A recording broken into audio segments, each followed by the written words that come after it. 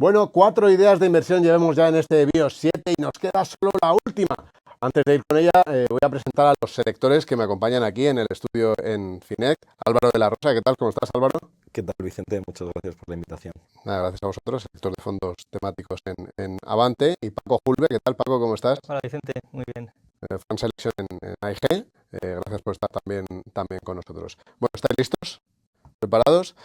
Ya sabéis, vamos a escuchar al gestor y después tendremos este coloquio de 15 minutos. Así que, parece bien, vamos a conocer ya a nuestro siguiente invitado.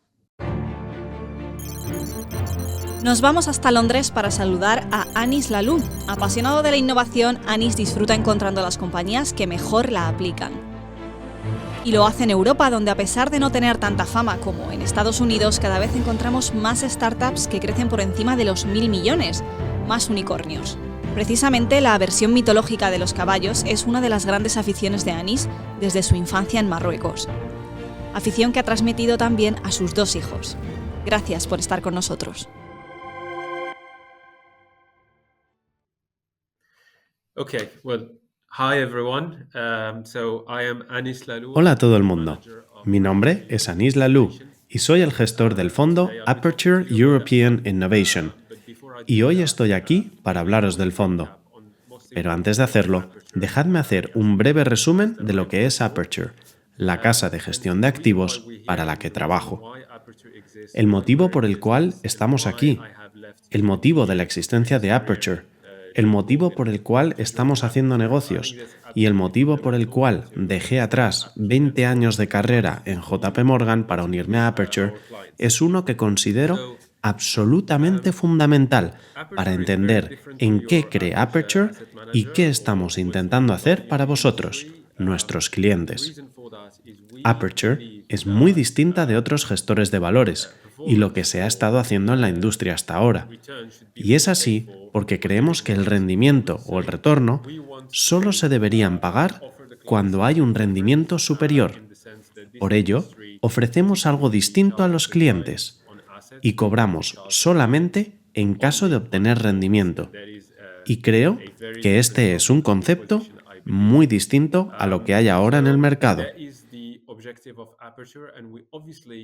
Ese es el objetivo de Aperture, y obviamente no podemos tener un modelo de negocio que se base únicamente en rendimiento, si no creemos en nuestra habilidad de extraer alfa y rendir más que los demás.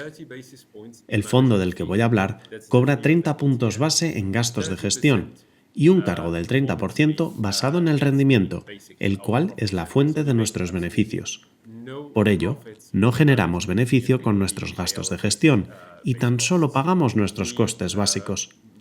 Basamos nuestro modelo de negocio completamente en generar rendimiento y además creemos que la industria debería ser así. Y aunque vamos a poner toda la carne en el asador, no vamos a cambiar nosotros solos la industria. Lo haremos contigo e intentaremos ofrecerte un producto que es distinto a las carteras que posees. ¿Cómo se puede construir un modelo de negocio que se base en el rendimiento?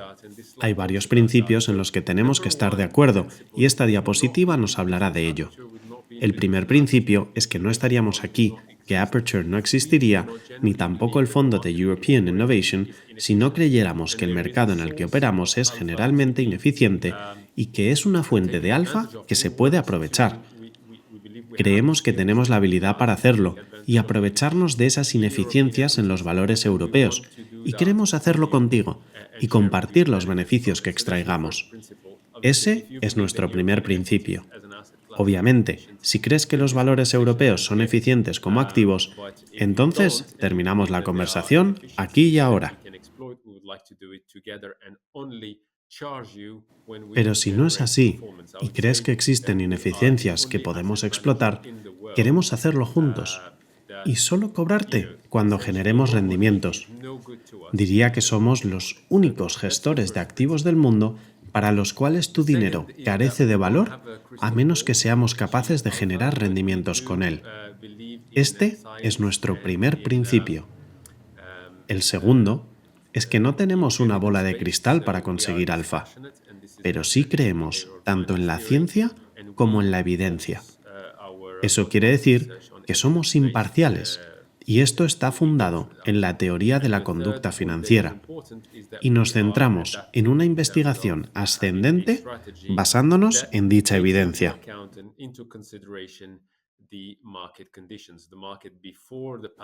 El tercer principio es que nos podemos adaptar en cuanto a que podemos tener una estrategia que tenga en consideración y en cuenta las condiciones del mercado. El mercado antes de la pandemia era completamente distinto al mercado durante la pandemia. Y al igual que ahora estamos saliendo de la pandemia, tenemos de nuevo un mercado completamente distinto. Tenemos un mercado con una inflación al alza, donde tenemos que ser conscientes de cada fase de adaptación del mercado para poder generar alfa para ti. Estos son los principios que nos empujan y resaltan y apoyan la generación de alfa para este fondo. En la siguiente diapositiva voy a hablar en detalle de cómo invertimos en valores europeos, cómo seleccionamos las acciones y cómo construimos la cartera para que ésta mejore al índice de referencia, el MSCI Europe. Aunque nuestro fondo se llame Aperture European Innovation, no es un fondo temático. Es un fondo ascendente que selecciona valores. Estos son los procesos que se encontrarán en cualquier fondo que seleccione valores. Básicamente, el primer paso del proceso es la generación de ideas. Después viene la investigación y la formación de la cartera.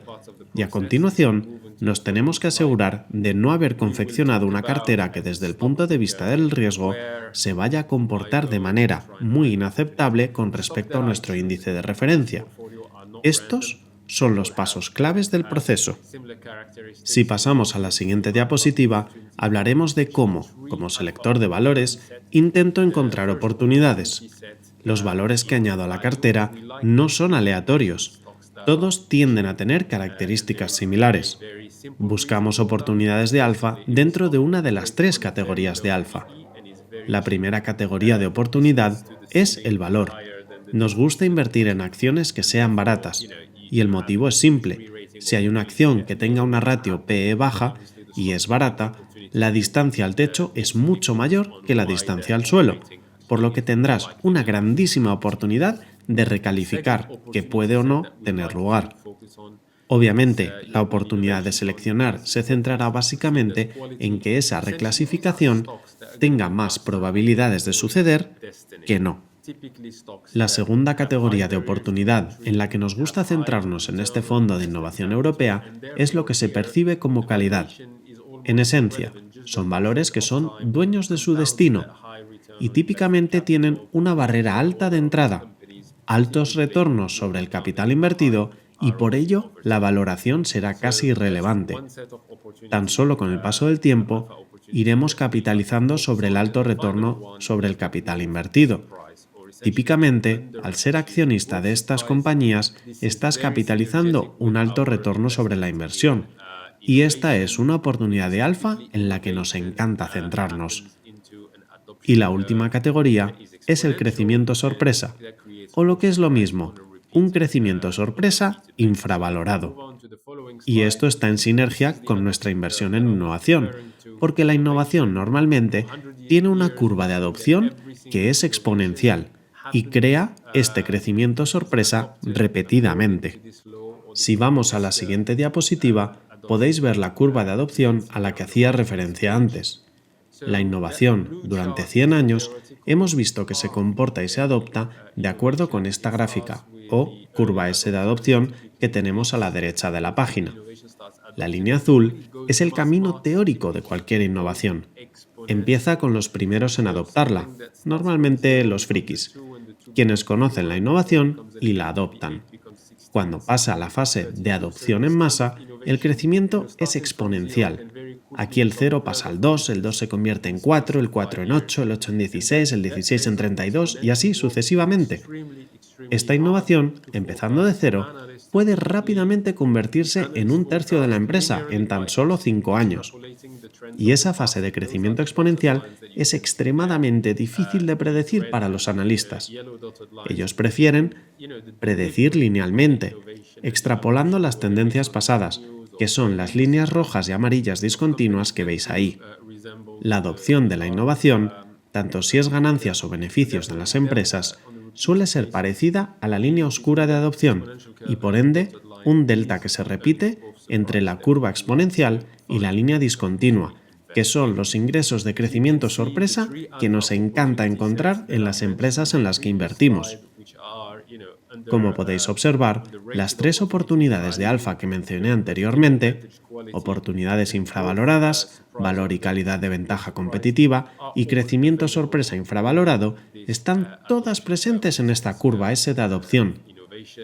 Me parece bastante interesante que mucha gente asocie la innovación con temática y temática con crecimiento, y que se olviden de que podemos tener oportunidades de valoración en el mercado que son muy interesantes, con innovaciones que o bien ya tengan una completa penetración en el mercado, o estén saturadas, o incluso convirtiéndose en obsoletas.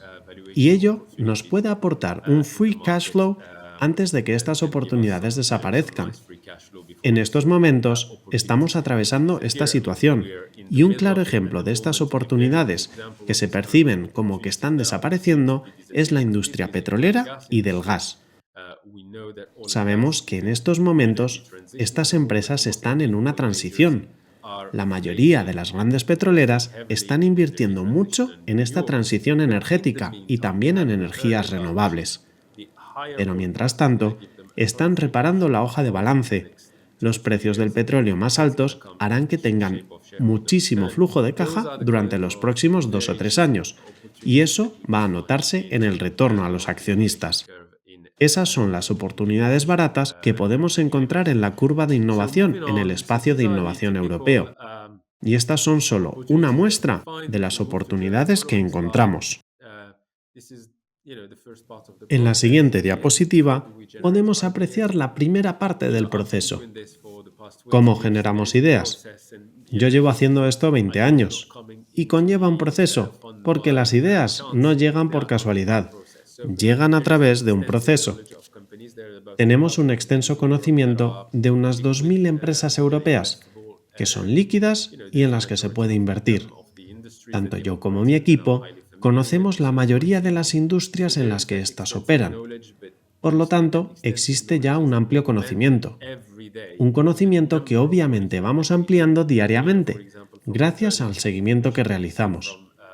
Por ejemplo, a través de la información que recibimos sobre ganancias del lado de ventas, o el análisis que hacemos ad hoc de las noticias que salen, el análisis que podemos realizar durante las reuniones a nivel institucional, o analistas y expertos de nuestra red.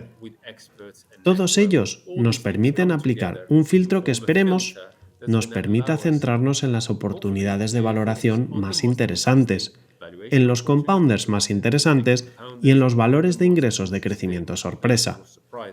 Una vez tenemos las empresas, vamos a realizar un análisis fundamental aún más exhaustivo para llegar a las mejores ideas, y típicamente son entre 30 y 50 valores. Estas serán las ideas que incorporaremos a la cartera y las que después nos van a generar el rendimiento.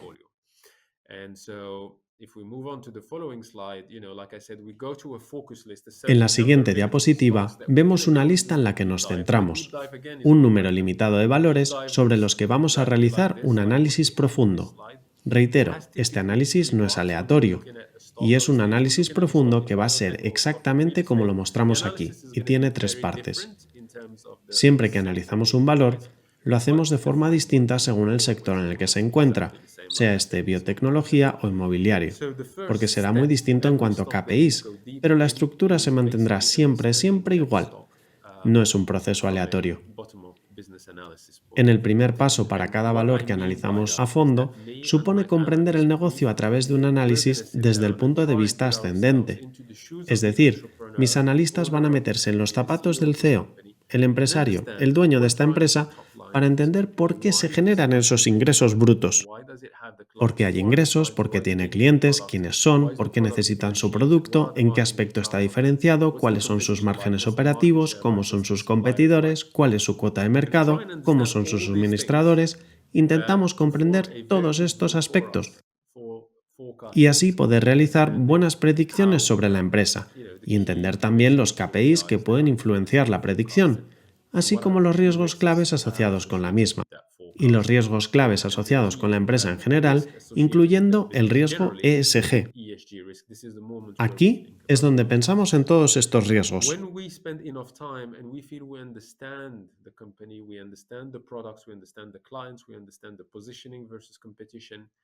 Después de pasar suficiente tiempo y ya podemos pensar en que entendemos la empresa, sus productos, sus clientes, el posicionamiento con respecto a la competencia, es cuando pasamos a la segunda fase de la investigación fundamental.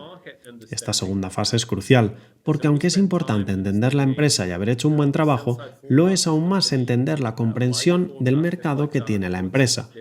Por ello, tenemos que entender las predicciones de la parte vendedora, porque las predicciones son las que son, si hay otro mercado, derivado de crédito, cómo fijan los precios y comprender esos mercados donde se mueve el valor, para después fusionar todos esos datos con el precio histórico de sus acciones. Porque queremos saber por qué funcionó bien ese valor durante ese periodo de tiempo, con qué problemas se encontraron y rindieron por debajo de lo esperado, y cómo todo ello ha evolucionado al entendimiento que hoy tenemos de esa empresa. Una vez entendemos ese punto de vista consensuado de la empresa, lo contrastamos contra nuestro entendimiento y después nos apoyaremos en las lecciones clásicas de conducta financiera para generar una ventaja. A veces no tendremos una ventaja, pero otras sí sabremos, por ejemplo, si vemos que los Earnings Growth Surprise están un 20 o un 30% por encima del consenso por una razón u otra. Proveniente de la teoría del mosaico, veremos como 3 de cada 5 veces un analista elevará las cifras a esos niveles y, por tanto, 3 de cada 5 veces lo siguiente que hará el analista será subir el nivel. Y como el consenso siempre va por detrás, tenemos más probabilidades estadísticas de estar acertando en el intercambio. Estas son las ventajas que intentamos generar cuando analizamos un valor en profundidad y la estructura con la que analizamos en líneas generales el valor.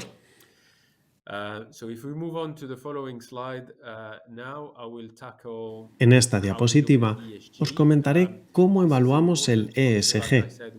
Esto es importante porque a la hora de analizar un valor, evaluamos los riesgos de ESG inherentes al mismo. Pero en Aperture tenemos un enfoque más amplio del ESG, donde intentamos situarnos en el contexto de la empresa. Nosotros tenemos filtros excluyentes a nivel corporativo, al igual que tenemos una política de delegación de votos y además un comité de ESG que analiza todo esto constantemente. Específicamente en este fondo, consideramos los riesgos en cada análisis exhaustivo y tenemos un enfoque que nos permite evaluar los riesgos que analizamos desde un punto de vista cualitativo. Pero además, intentamos comprender cuál sería el impacto cuantitativo de los riesgos ESG. Consideramos estos riesgos de ESG como un pasivo en la hoja de balance. Son un riesgo que, si se materializa, miramos cuán probable es que dicho riesgo afecte al valor y por cuánto. Este es el enfoque, en líneas generales, del ESG. Es parte de una política a nivel corporativo y hay aspectos específicos que acabo de mencionar. En la siguiente diapositiva vemos el lado humano del fondo. Esta es nuestra plantilla, que realiza todas las funciones que acabo de describir. Es un equipo que está presente en Londres y en París. En el equipo de Londres tenemos a 2 analistas, Raghav y Kai. Nos organizamos verticalmente y analizamos la innovación verticalmente. Por ejemplo, Raghav analiza el lado más científico y Kai, que posee un título en Machine Learning e Inteligencia Artificial, se centra más en la nube y en empresas de software. En París tenemos a Rafael. Rafael es otro analista senior que tiende a mirar por el medio ambiente. Esa es su vertical. Y Mohamed es nuestro experto en FinTech. Tenemos estas verticales de conocimientos dentro de la innovación e intentamos aprovecharlas, pero también nos centramos regionalmente y trabajamos dentro de esta matriz en cuanto a la distribución de los valores y el análisis que se ha de realizar. La responsabilidad de que el trabajo y los valores estén distribuidos de manera equitativa y justa y de la manera más eficiente posible dentro del equipo y la matriz de conocimientos que existe entre nosotros es mía. En esta diapositiva podemos ver el equipo de inversión. Por encima de nosotros está un oficial de riesgos senior en Nueva York, que nos ayuda a mejorar la capacidad de predecir los riesgos y asegurarnos de que no obviamos ningún riesgo desde un punto de vista descendiente. En la parte de abajo contamos con Gabriel y Ed, que son nuestros traders.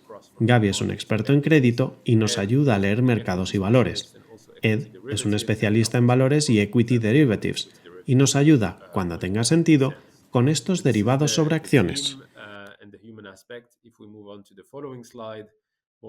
En esta diapositiva podemos ver al resto del equipo, a los peces gordos. Ellos también son Aperture. He empezado describiendo Aperture como un proyecto grande, una ambición para cambiar la industria, el ser remunerados en rendimiento y no en activos. Estas son las mentes detrás de Aperture. Primero, Peter Krause, un peso pesado de la industria. Es ex-CEO de AllianceBernstein y codirector de gestión de inversión en Goldman Sachs. Nuestro mayor patrocinador y, por supuesto, también accionistas, Generali, que están representados por Carlo Travatoni. Generali es un accionista mayoritario con asiento en el consejo de Aperture. Tenemos la suerte y el orgullo de poder contar en nuestro consejo de dirección con veteranos como Tim Blackwell o John Thain, ex-CEO de Merrill Lynch. También líderes de Silicon Valley, como Mike Krieger, cofundador de Instagram, y me atrevería a decir, coinventor de las tendencias sociales en Instagram. Espero haberos aportado una buena visión de qué puede hacer nuestro fondo por ti, lo diferenciados que estamos, cómo funcionamos y cómo somos distintos de otros fondos, además de lo que os podemos ofrecer.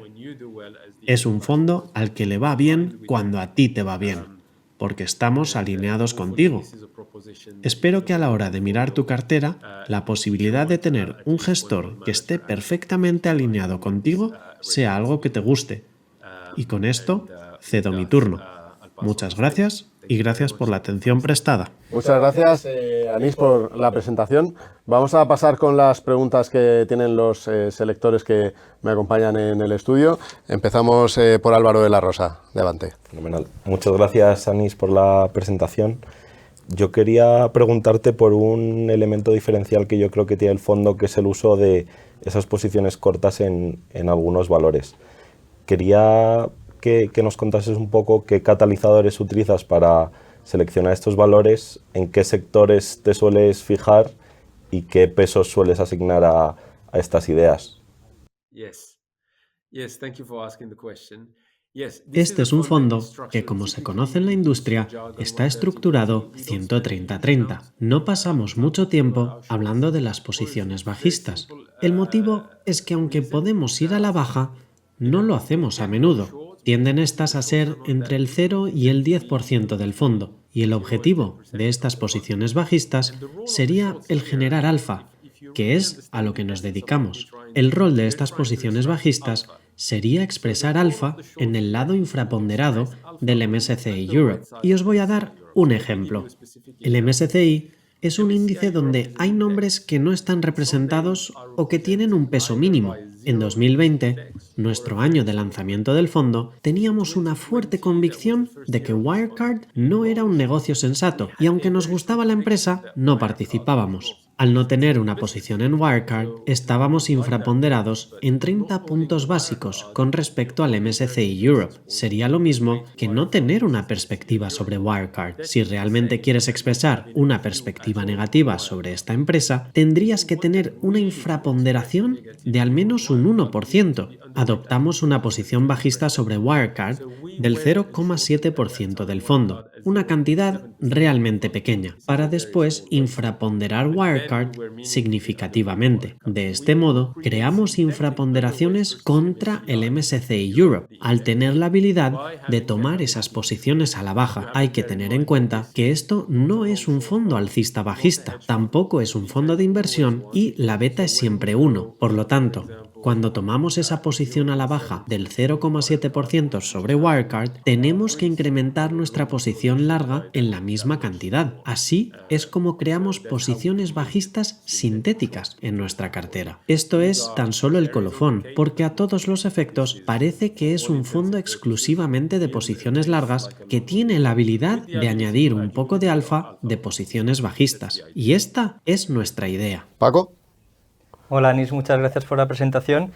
Te quería comentar, me ha gustado mucho la propuesta de cartera concentrada, gestión activa de verdad, alineación con los inversores por la parte de la estructura de comisiones.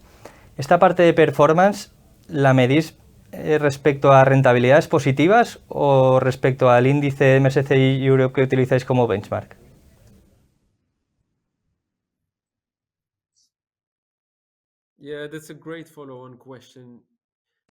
Esa es una gran pregunta. Como estamos ligados a la MSCI y tenemos una beta de 1, si el mercado baja, nosotros bajaremos. No estamos intentando batir el mercado. Nuestra referencia es el MSCI Europe y lo que le pedimos a nuestros clientes es: por favor, no nos paguéis si no lo hacemos mejor que nuestro índice. Yo no gestiono un fondo alcista-bajista, donde el rendimiento absoluto sea el objetivo y donde queremos generar un retorno superior a cero. Es un fondo estrictamente alcista, que quiere superar el rendimiento del MSCI Europe. Por ello, si el índice estuviera perdiendo un 10% y nosotros solo un 5%, hay un 5% de mejora de rendimiento por el cual sí cobramos, ya que es un rendimiento superior. Ok, Álvaro. Sí, yo quería preguntarte un poco cómo afecta la inflación a tu cartera de acciones y si estás viendo un empeoramiento o una mejora en los márgenes de las compañías.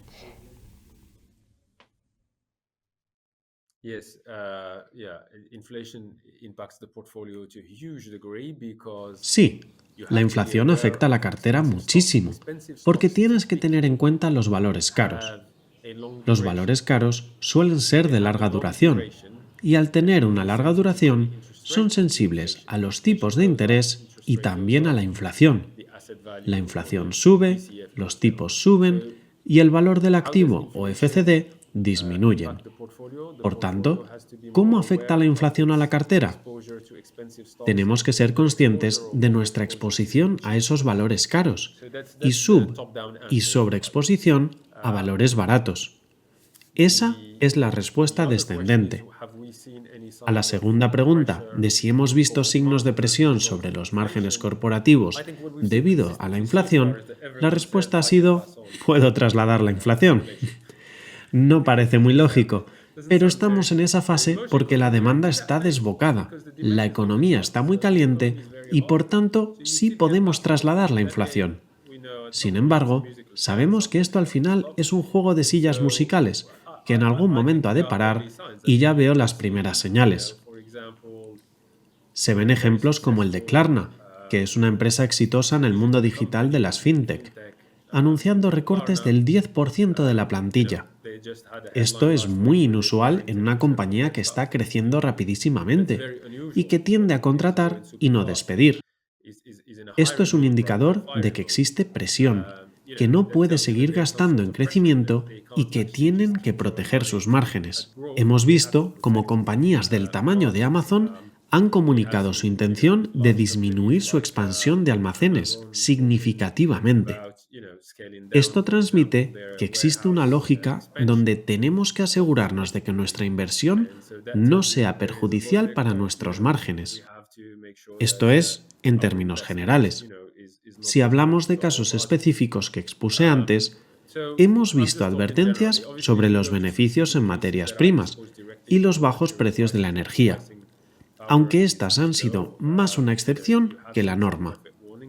Por el momento, se habla de trasladar la inflación, pero eso es solamente porque la demanda está por las nubes y aún falta por ver el desenlace que tendrá. Paco. Nos ha quedado muy claro que el fondo, lo has definido bien, que no es un fondo sectorial, tampoco es una temática, quizás es más bien una filosofía de inversión, ¿no? Cuando hablamos de innovación, pues tendemos a pensar en empresas ubicadas en Silicon Valley, Estados Unidos, pero cuando ves luego los subyacentes de la cartera, el fondo tiene posiciones en tecnología, también las tiene en healthcare, incluso en energía, con lo cual tampoco es un fondo que sea muy growth. Con lo cual, ¿cuál puede ser el rol del fondo en una cartera? ¿Es una posición más core o es una inversión más táctica por la parte de gestión más activa?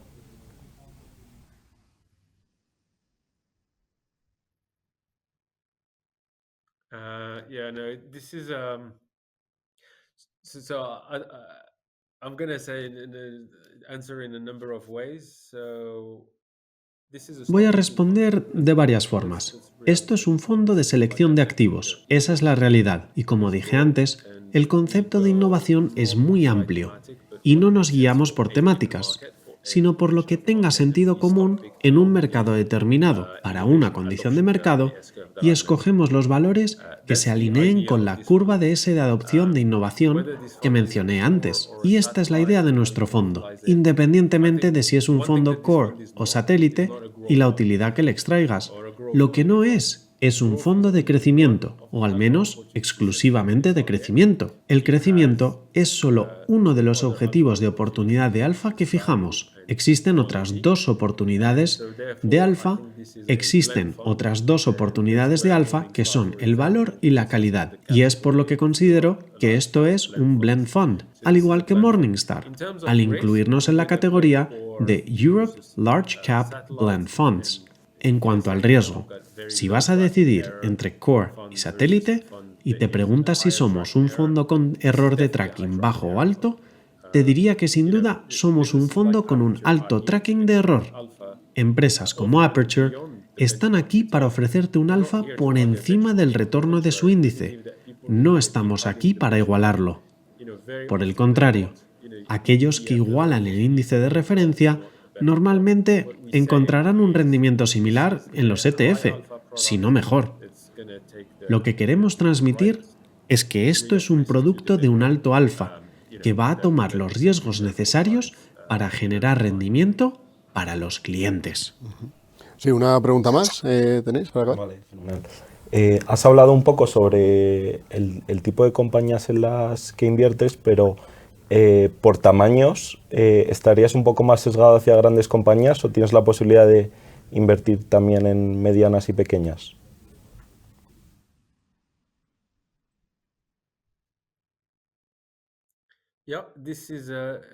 De nuevo, si nos fijamos en la definición de Morningstar, esto es un large cap. Acorde con nuestra definición, consideramos small cap a una capitalización inferior a 2.000 millones. Las mid, para nosotros, están entre 2.000 y 20.000, y las large y mega por encima de estos 20.000 millones. La composición media del fondo es un 40 o 50% por encima de 20.000 millones, es decir, large y mega, y el resto, un 40% en los mid, entre 2.000 y 20.000 millones. Los small suponen una pequeña parte del fondo, menos de un 10%, e incluso menos de un 5% del fondo. En resumidas cuentas, el 40% del fondo es mid caps y el resto en large y mega.